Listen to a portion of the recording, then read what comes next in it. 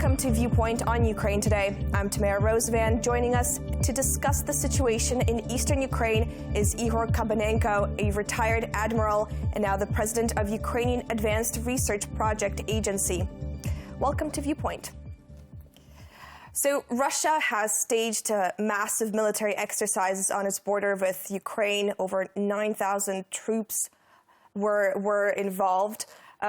How do you think this will affect the conflict in the Donbas?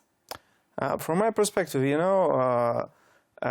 in this situation, especially in this hybrid warfare, Russia, used different approaches, different mechanisms, and in this situation, concentration of efforts, concentration of troops, concentration of different weapons and so on in the vicinity of Ukrainian borders.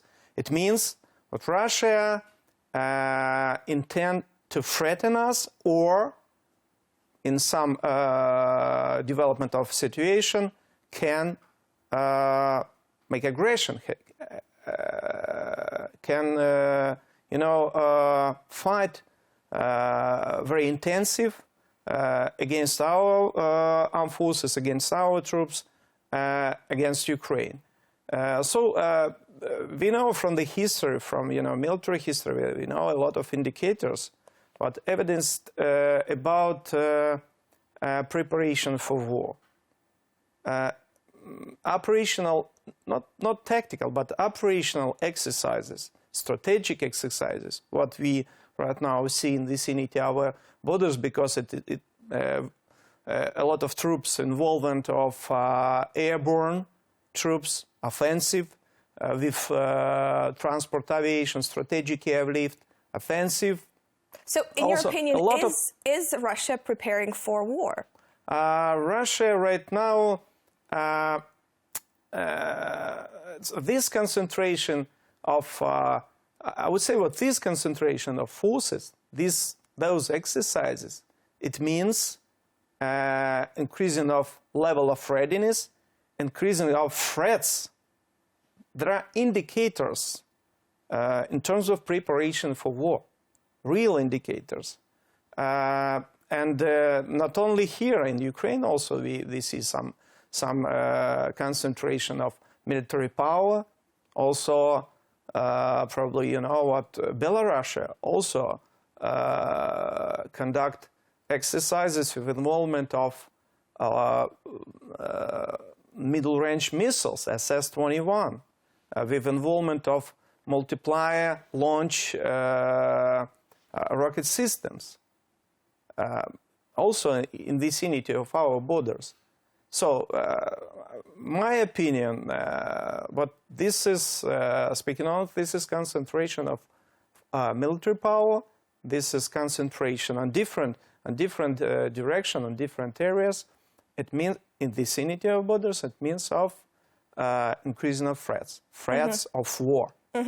I see.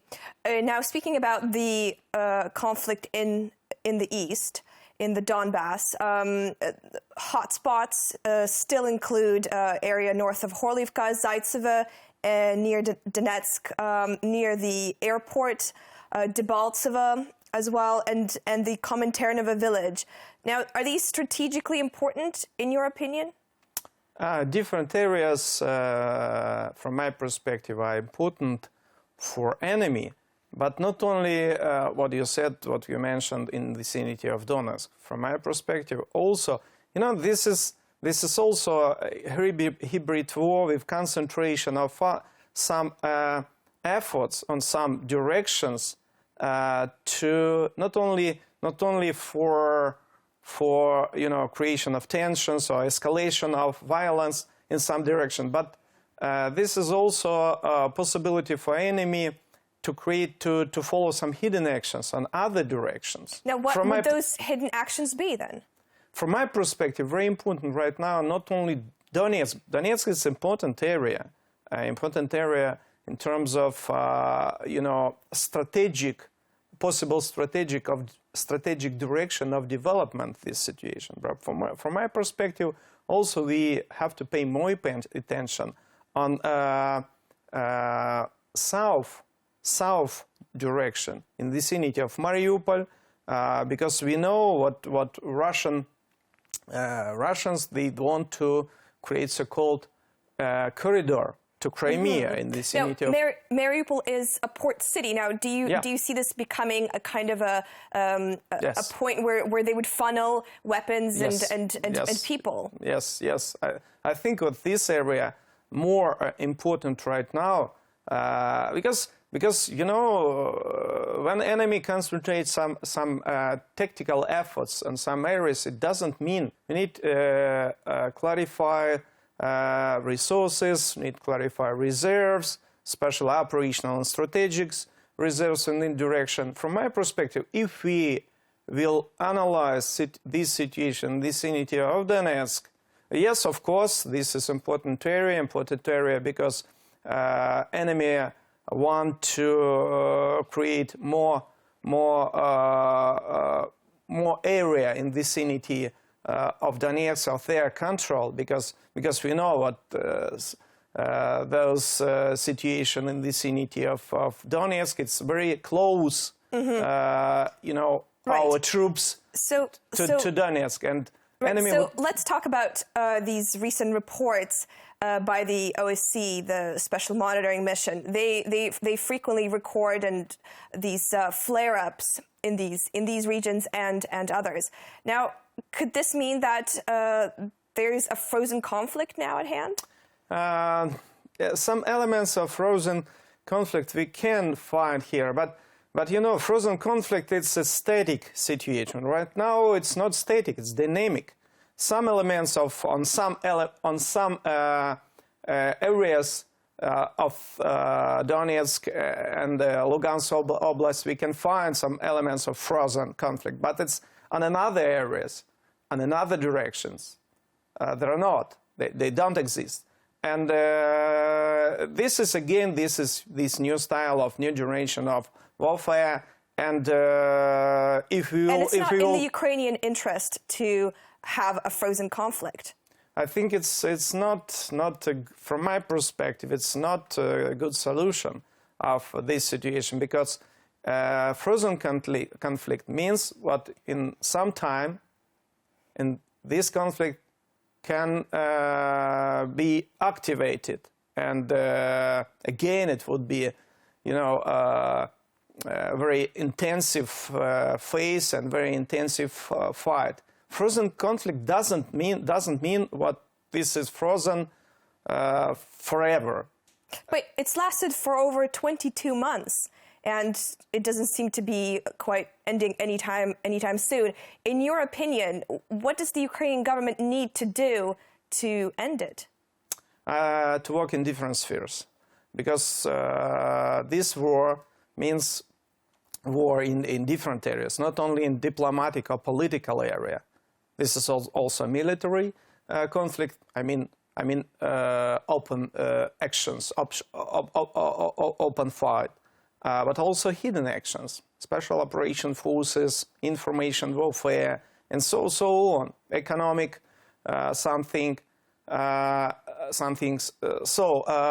concentrate efforts on different areas. But again, to find the best strategy, how to, because right now we see what Russia intend to activate conflict on some areas because Minsk process, because Normand format, because it's also intention to influence, because decision of ministers of defense NATO countries to deploy additional troops, additional equipment, weapon on western part of allied territories now, for defense. But how for does Russia, Ukraine plan to regain control of the occupied territories? It's a good question, but from my perspective, it's not possible only based on political diplomatic things. It is possible to use, again, I would say, comprehensively use different assets, different state assets, military and non-military, because it's the nature of this war, hybrid war. Not only this is war among civilian population and the involvement of civilian population. It means what we need to find comprehensive strategy, not only based on military or diplomatic, political, some aspects, negotiations, and so on. Military power also is important because we have to find balance between so-called hard and soft power. Very interesting discussion with you today. Thank you so much for coming into our studio. This has been Mr. Ihor Kabanenko, a retired admiral and now the president of Ukrainian Advanced Research Project Agency. We've been discussing the situation in eastern Ukraine. You've been watching Viewpoint on Ukraine Today.